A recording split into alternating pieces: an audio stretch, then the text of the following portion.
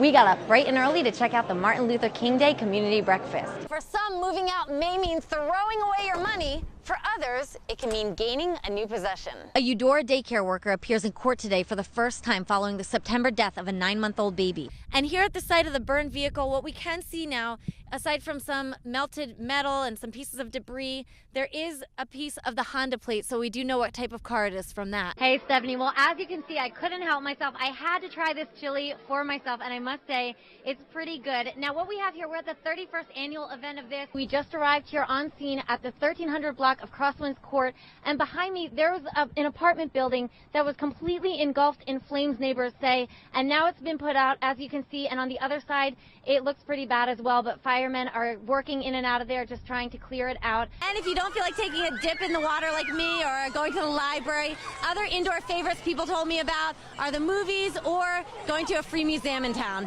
For 6 News, I'm Rose Claire. Back to you. Here outside Senator Jerry Moran's office this morning, this was meant to be something of a thank you to the senator for his stance on the health care bill. But as you'll see, things quickly changed. Protect our care, save our health. Concerned Kansans came out to yet another Indivisible KC rally Tuesday morning in Olathe. But this time, the sentiment was different. Thank you, Senator Jerry Moran. Initially today, the vote was going to be a motion to proceed with the health care bill as the Senate had drafted it. But tweets from Senator Moran the night before showed his opposition to the BCRA. We're here because of late-breaking news yesterday to say thank you to Senator Moran for his position. Senator Moran's announcement that he would be a no vote on this motion to proceed to allow the bill to move forward really sort of put the nail in the coffin of this bill that would have taken health care away from tens of millions of people. But shortly into the celebration and rally to move forward, another twist to the plot. We have come to learn that Senator Moran has agreed to support the repeal altogether of ACA with no replacement. Many members went upstairs to Moran's office while his aides listened and took messages from Moran, who's in Washington. So, I don't have a lot of faith in a repeal without a replacement ready. And what do we do for the next 2 years besides go into my husband's retirement? In a statement, Senator Moran confirmed to 6 News his support to repeal Obamacare, but added, this should be followed by an open legislative process to craft healthcare policy that will provide greater personal choice, protections for pre-existing conditions, increased access, and lower overall costs for Kansans. And while the situation changed during the rally, the message stays the same, that the group must press on with their mission. For 6 News, I'm Rose Claire.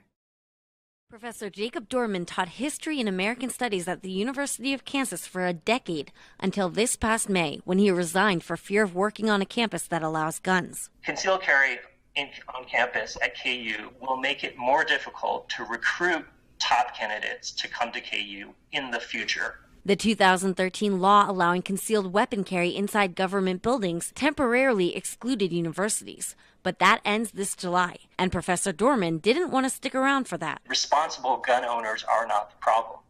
The problem, it seems to me, is that there are so many irresponsible gun owners. According to data from Everytown for Gun Safety, nearly 1 in 6 school campus shootings between 2013 and 15 happened because of the presence of a gun, not in spite of it. And though Dorman's not the first to resign since the law's passing 4 years ago, other professors plan to stay on, though not without caution.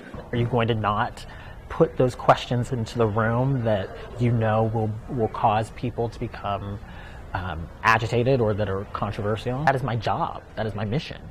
But I'll think twice about it. And Professor Kennedy's not alone in his thinking. Some students feel the same. The reason I like to go to college is because professors are so uncensored, and we're choosing to be here and we're putting ourselves out there. Meaning the fight for Second Amendment rights could essentially affect professors' First Amendment rights, which is why Professor Dorman's using his to speak out about the issue. And safety may not be the only issue and concern here with this new law. Additional costs can be a concern as well. In 2014 in Idaho, 5 state schools had to request nearly $4 million in just the first year alone that guns were allowed on campus. So that may be a concern here in the near future as well. For 6 News, I'm live. Here on Barker Avenue, huge cracks and divots all through the sidewalk could be a liability. The question is, whose responsibility is it?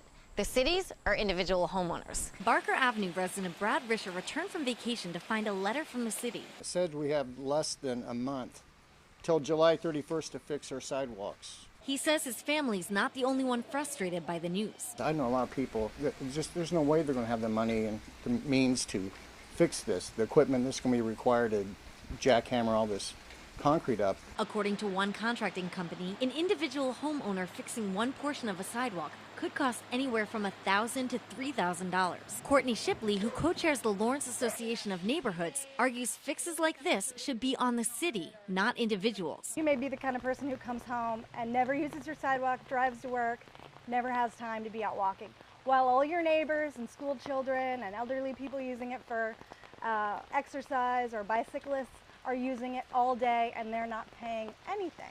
City Commissioner Mike Amick says in his 23 years serving Lawrence, sidewalk repairs have long been debated. And while his own opinion may not reflect the city's position, he cites a city report requiring millions of dollars in improvements. We would have to come up with the money to be able to make these necessary repairs citywide, and the city just doesn't have the funds to be able to do it. The city in an email cited state and local code. It shall be the duty of the owner of the abutting property to keep the sidewalk in repair. But Shipley has one piece of advice for homeowners. I always tell them, call Public Works and tell them, I'm waiting for what City Commission says. I'm not going to replace my sidewalks until I have to.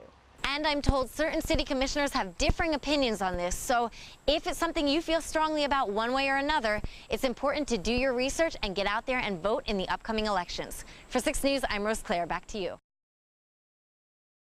Good morning, I'm Rose Claire with your 6 News Morning Update. Good evening and welcome to 6 News. I'm Rose Claire. Hi, and thanks for watching 5 at 5. I'm Rose Claire, and these are your top stories of the day.